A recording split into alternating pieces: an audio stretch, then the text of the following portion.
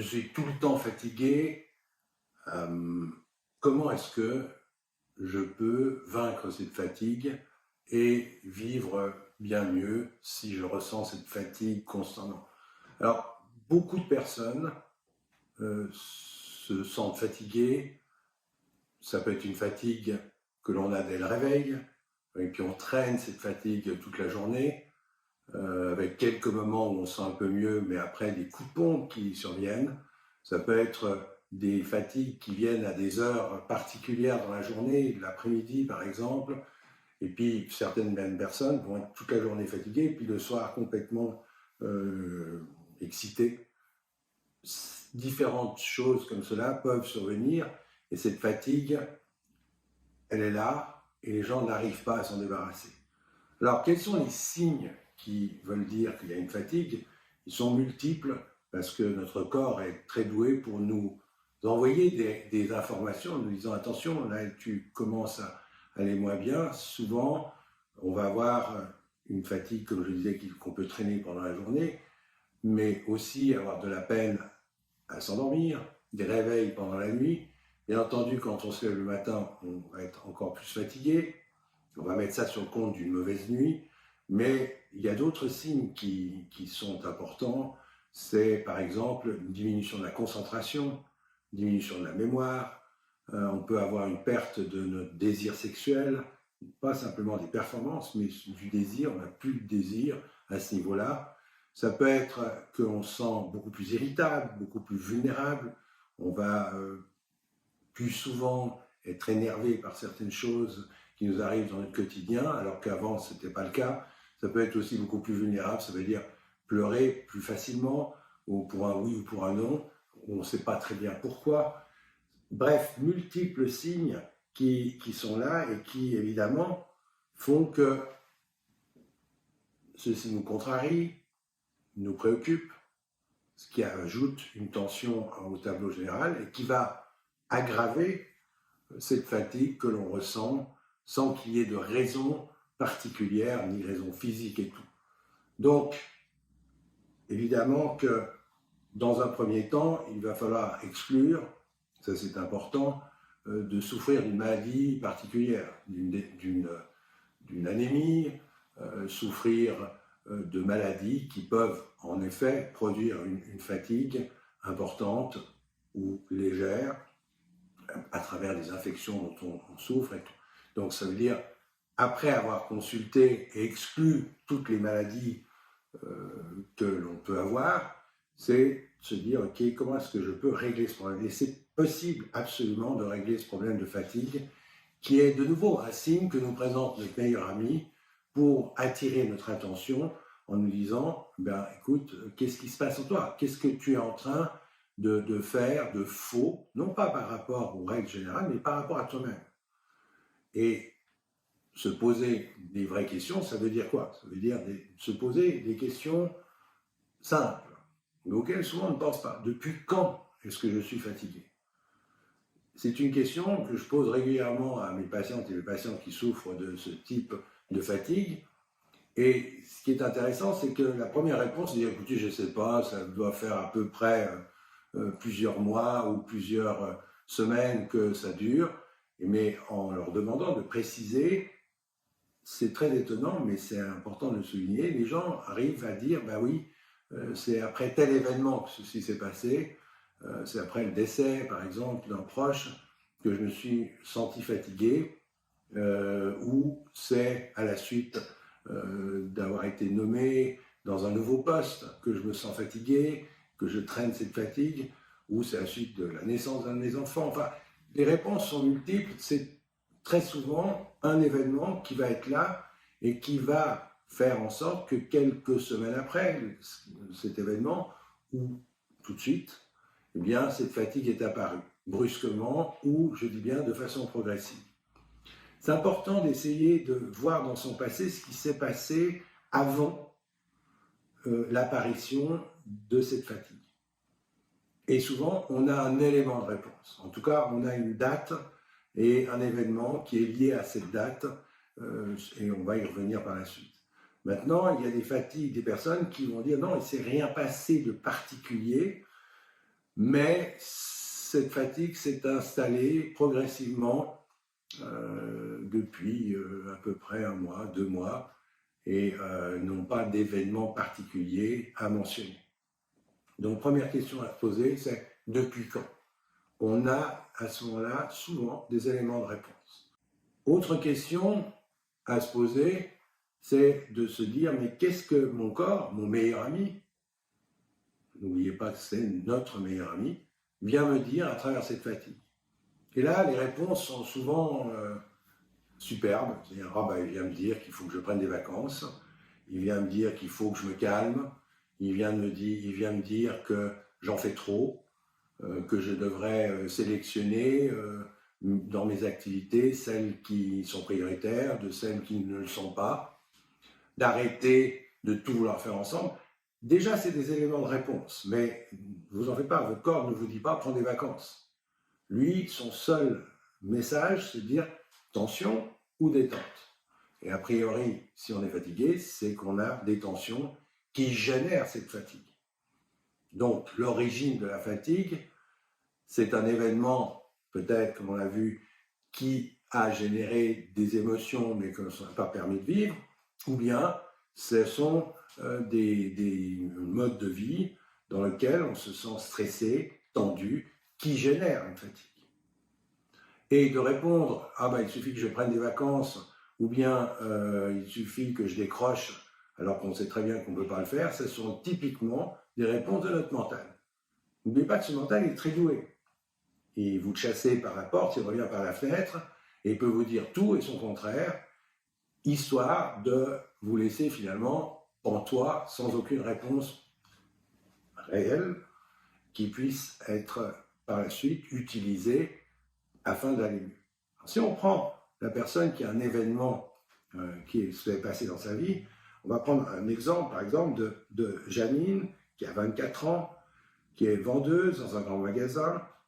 Elle est célibataire depuis une rupture qui a eu lieu il y a 1 an.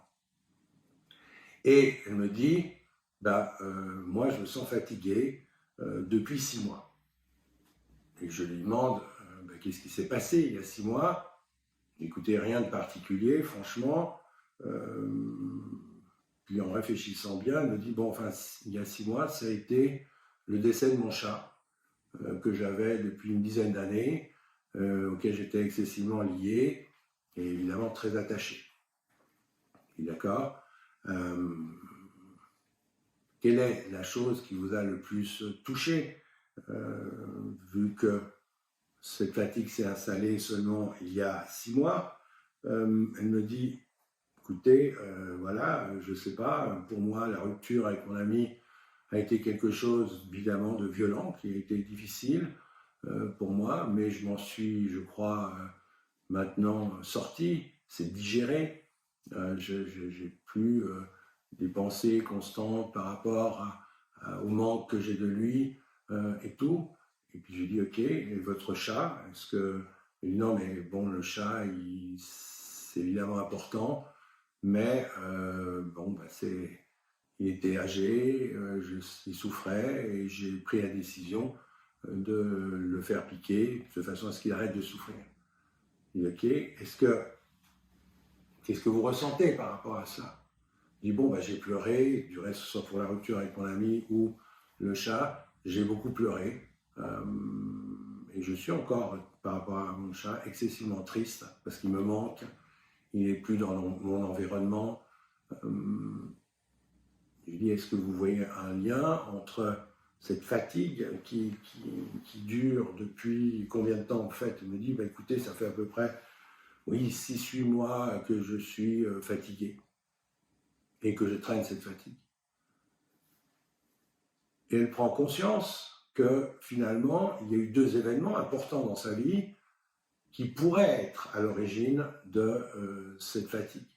D'une part, la rupture avec son ami, parce qu'elle me dit 6-8 mois, c'est 1 an qu'elle a arrêté sa relation, et puis 6 mois, le décès de son chat. Mais elle me dit, ok, qu'est-ce que je peux faire avec cela? Finalement, je ne peux pas faire revenir mon ami, mon chat non plus, donc il faut bien que j'accepte, il faut bien que j'aille de l'avant dans ma vie, et c'est ce que j'essaie de faire, mais il y a cette fatigue qui vient me freiner, qui vient m'embêter quelque part, et qui me fait faire aussi évidemment du souci. Parce que je me dis combien de temps ça va durer, qu'est-ce que je peux faire pour cela. J'ai essayé de prendre des vitamines, mais l'effet n'a pas été génial, et je ne sais pas très bien comment m'y prendre pour qu'elle puisse disparaître, sachant que aucun des examens médicaux que j'ai subis n'a apporté de réponse. On a un événement, deux événements en l'occurrence pour Janine. Maintenant, quelle est la question suivante? C'est, vous l'avez compris, c'est de dire, mais qu'est-ce que vous avez fait de vos émotions par rapport à ces deux événements? Alors, vous m'avez dit que vous avez beaucoup pleuré, que vous continuez à beaucoup pleurer, que vous avez de la difficulté à faire le deuil de ce chat, notamment, puisqu'il semblerait que vous ayez fait le deuil de votre relation. Est-ce que de pleurer vous fait du bien? Il dit oui, ça me détend, mais je continue à être triste, et d'autre part, la fatigue, ça ne fait rien du tout dessus. Je reste fatigué et je traîne cette fatigue. Il dit, mais est-ce que vous ressentez autre chose peut-être? Ce chat vous manque, vous me dites. Qu'est-ce que ça veut dire en termes d'émotion? Que je suis triste. Je dis d'accord, mais ça vous pleurez. Donc si vous pleurez, votre corps qui est votre ami, vous dites t'es triste et tu te permets de pleurer, ça crée une détente. Ça ne devrait pas créer une tension et donc une fatigue. Est-ce qu'il y a peut-être une autre émotion que vous ressentez, mais que vous ne voulez pas vivre ou que vous ne reconnaissez même pas? Est-ce que par exemple, vous seriez peut-être un peu en colère par le fait que votre chat est décédé, de ne plus l'avoir à vos côtés, de vous retrouver quelque part orpheline de votre chat? Est-ce que vous avez le droit d'être en colère, non pas contre votre chat, mais par le fait simplement de vous retrouver seul, et puis de le chercher, mais de ne pas le trouver, de vouloir le caresser, mais de ne pas pouvoir le caresser? Est-ce que éventuellement ça peut être une émotion qui vous parle? Là, elle me dit oui, mais je ne peux pas être en colère contre mon chat qui vient de décéder. L'idée n'est pas je ne dois pas être en colère contre mon chat. C'est est-ce que vous ressentez une colère, une frustration, si le mot colère est trop fort, du fait que vous n'avez plus votre chat à vos côtés alors que pendant 10 ans il était là. Et là, on voit tout le travail du mental. Le mental va dire non, non, tu n'as pas le droit. C'est complètement crétin. Accepte les choses. C'est ce que du reste, elle m'a dit. Accepte, va de l'avant, sois positive, etc. Mais ça ne marche pas. Il n'y a pas possibilité de mettre la colère de côté sans que cela se traduise immédiatement par notre corps, notre meilleur ami, comme étant une tension. Et une tension qui subsiste, eh bien, comme on l'a vu, eh bien, génère une fatigue qui peut prendre des dimensions importantes. On aura trouvé là la réponse à la question de la fatigue. Encore faut-il en faire quelque chose de cette colère qui est bloquée. Parce que de savoir qu'on a une colère qui est bloquée, ok, intellectuellement, c'est relativement simple. Encore faut-il en faire quelque chose de cette colère afin de la débloquer. Qu'est-ce qu'on peut faire? Eh bien, c'est de nouveau mettre en pratique la méthodologie, et notamment le premier pilier, parce que ça, c'est le pilier obligatoire par lequel on doit passer pour aller aux émotions. Dans un premier temps, déjà éteindre notre mental, c'est-à-dire, comme on l'a vu, porter notre attention à notre corps physique, porter notre attention à notre corps sensoriel, pour revenir dans le moment présent. Parce que certes, le chat est décédé il y a 6 ans, mais la colère n'étant pas été vécue, 6 mois, pardon, la colère n'étant pas été vécue, bien entendu qu'elle est toujours dans le présent de Janine. Et ça, c'est important. Revenir dans le présent parce que cette colère bloquée est là, dans le présent. Et à ce moment-là, de se donner le droit de la ressentir, cette colère, alors sachant que le mental va essayer de revenir constamment pour bloquer, donc il va falloir continuer à éteindre le mental, porter notre attention au corps physique, porter notre attention au corps sensoriel, pour ressentir cette colère bloquée dans notre corps et pour pouvoir après l'évacuer, c'est-à-dire crier, comme on le sait, seul pour soi-même, pour se faire à soi-même du bien et s'apporter une détente. Et c'est en faisant ces exercices, ça n'a pas été du jour au lendemain possible à faire, que petit à petit, Janine a vu sa disparition de sa fatigue et a pu guérir et vivre parfaitement correctement quelques semaines après avoir fait ces exercices. Donc, à travers cet exemple, on voit une chose, c'est que cette fatigue, en fait, elle a en amont, et c'est pour ça que c'est important de revenir toujours à chercher la cause, plutôt que de traiter les symptômes, elle a en amont une tension qui a été générée par le décès de son chat. 2 points. 1, j'ai pleuré, d'accord, mais j'ai rien fait de la colère qui était là et qui est restée bloquée pendant tous ces mois. Se donnant la permission de retrouver cette émotion qui avait été bloquée et de l'exprimer, elle a parfaitement pu retrouver toute l'énergie à disposition à partir du moment où elle se retrouve dans le moment présent et qu'elle s'est débarrassée des émotions bloquées. C'est un exemple qui nous montre bien à quel point les émotions, de nouveau, bloquées, créent des tensions qui peuvent dégénérer après. En l'occurrence, chez Janine, dans une fatigue, ça aurait pu être d'autres maladies chez d'autres personnes. Un autre exemple, c'est celui de Paul. Il a 37 ans, il est mécanicien dans un garage et marié avec un enfant. Il est en instance de divorce, me dit-il, depuis 1 an et a perdu son travail il y a 6 mois.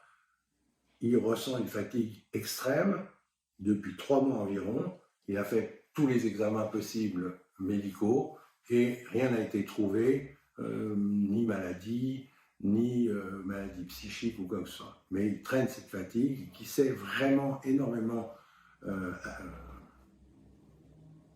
empirée depuis 3 mois, qui le laisse mais complètement vide pendant la journée, plus de réaction, il dort mal, il a des pertes de concentration, il arrive avec beaucoup de peine et de difficulté à lire et à s'absorber dans ce qu'il lit.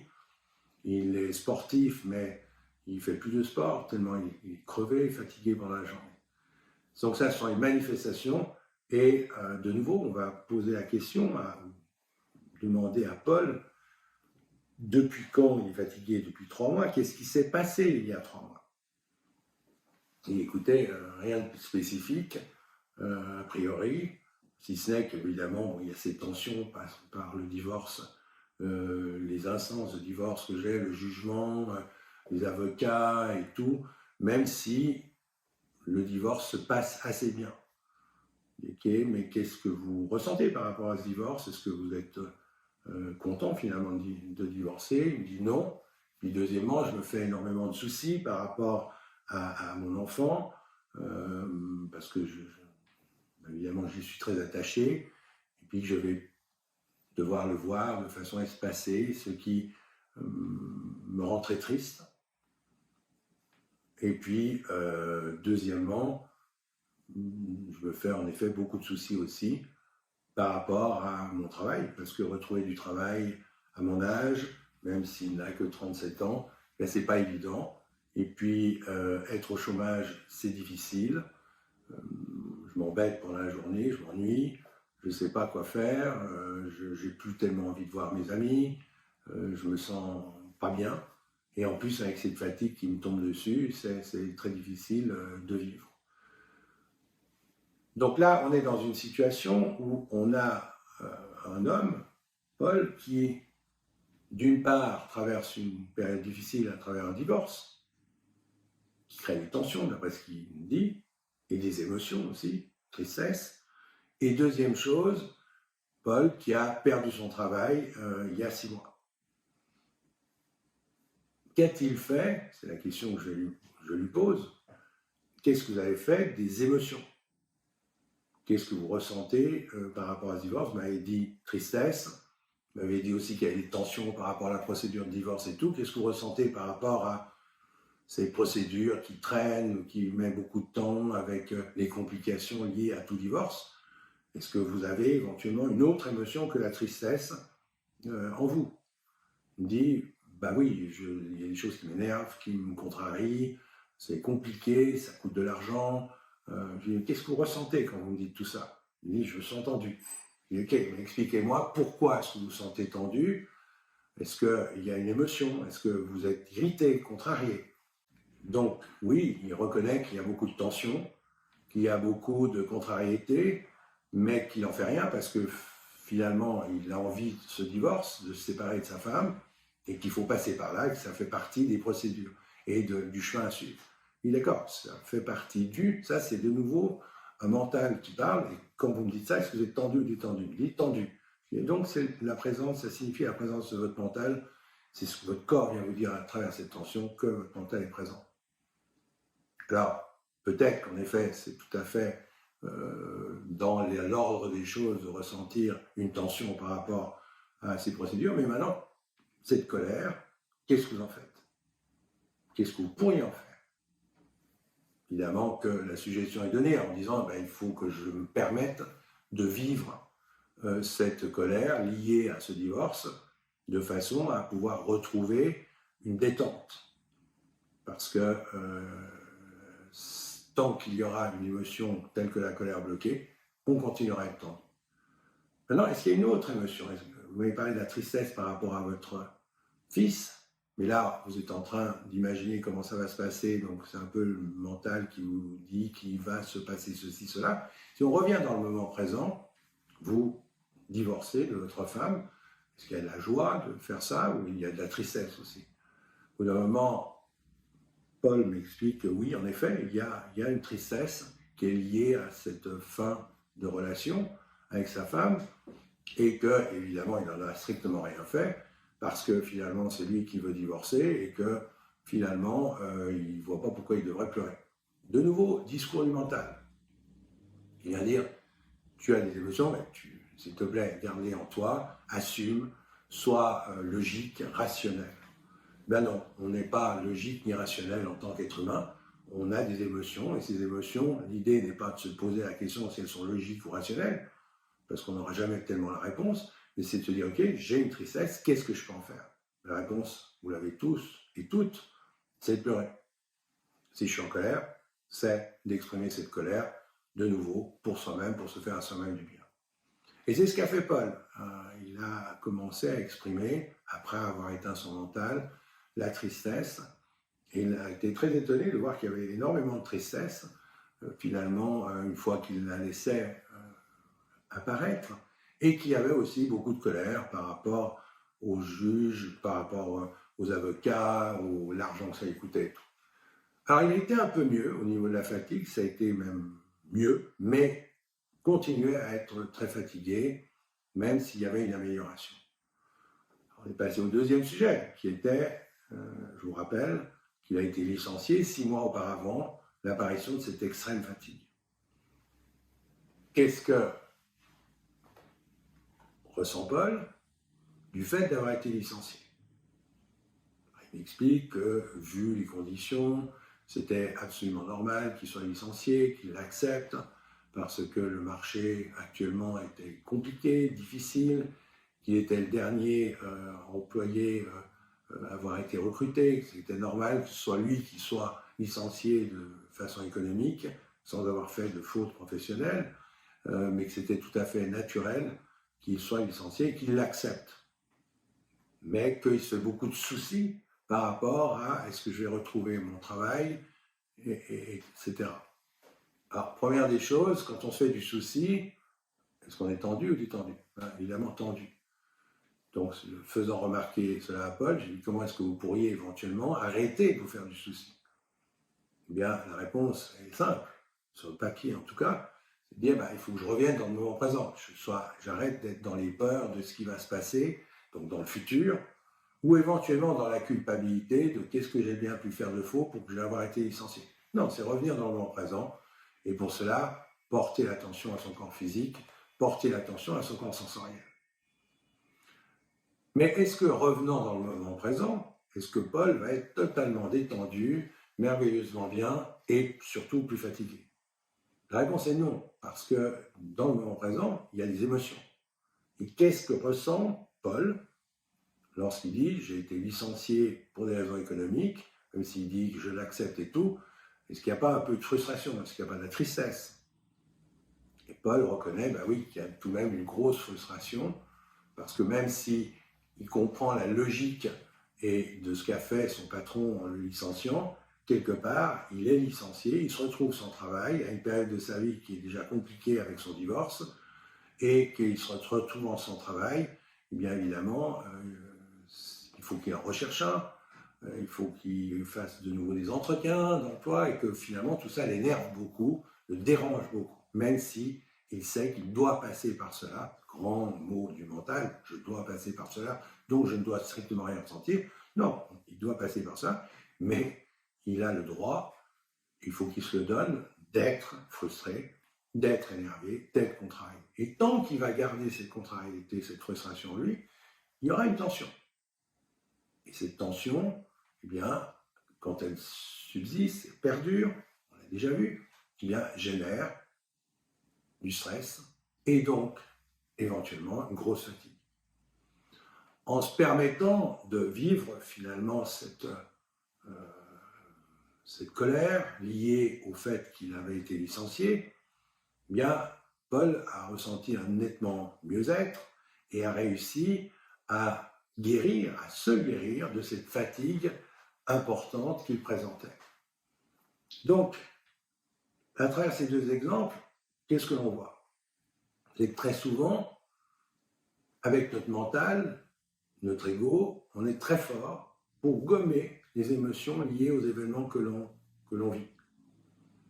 Là, on a parlé de décès d'un chat, on a parlé de la perte de travail, d'un divorce, mais plein d'événements peuvent survenir qui sont générateurs d'émotions.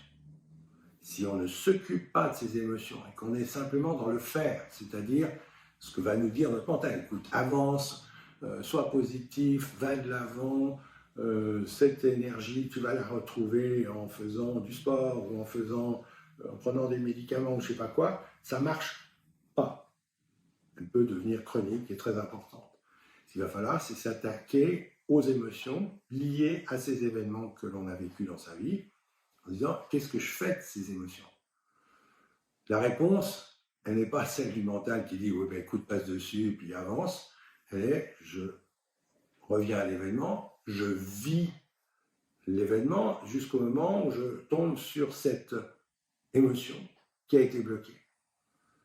Et j'essaye de me donner l'autorisation de sortir, de vivre cette émotion, qu'elle soit de tristesse, qu'elle soit de colère, ou qu'elle soit les deux. Ça, c'est aussi un point important à souligner, c'est qu'on peut être à la fois triste et en colère. Le mental aura tendance à dire, écoute, choisis, soit tu es triste, soit tu es en colère, tu ne peux pas être les deux. Ben non, c'est faux. On peut être à la fois aussi heureux, avoir de la joie, avoir de la tristesse et avoir de la colère. Et il va falloir passer par l'expression de ces émotions. Mais souvent, il faut d'abord se donner le droit de reconnaître. Et reconnaître, vous avez vu que c'est assez compliqué. C'est assez difficile parce que notre mental est très doué pour nous dire, écoute, passe dessus, et on le fait presque automatiquement. On ne se rend même pas compte qu'on est en train de le faire.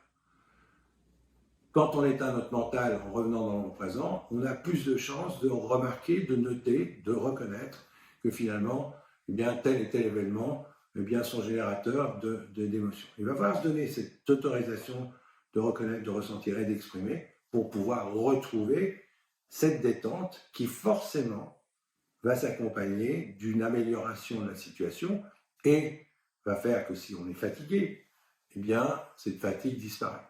Ça se fait rapidement, ça ne met pas des mois. Ce qui est plus compliqué à faire, c'est, comme on l'a vu, de retrouver les émotions afin de se donner l'autorisation de les vivre. Et l'ennemi, c'est toujours le même. C'est ce mental qui va essayer toujours de gommer en disant, écoute, bon, c'est bon, tu ne vas pas en faire toute une histoire, va de l'avant. On peut aller de l'avant, mais on aura ces symptômes. Si on se permet de vivre les émotions le plus rapidement possible après un événement, eh bien, on a toutes les chances de se sentir bien, même si l'événement a été douloureux, parce que ce n'est pas l'événement qui est générateur de fatigue, ce qui est important de souligner, c'est le blocage de l'émotion liée à l'événement qui crée la fatigue.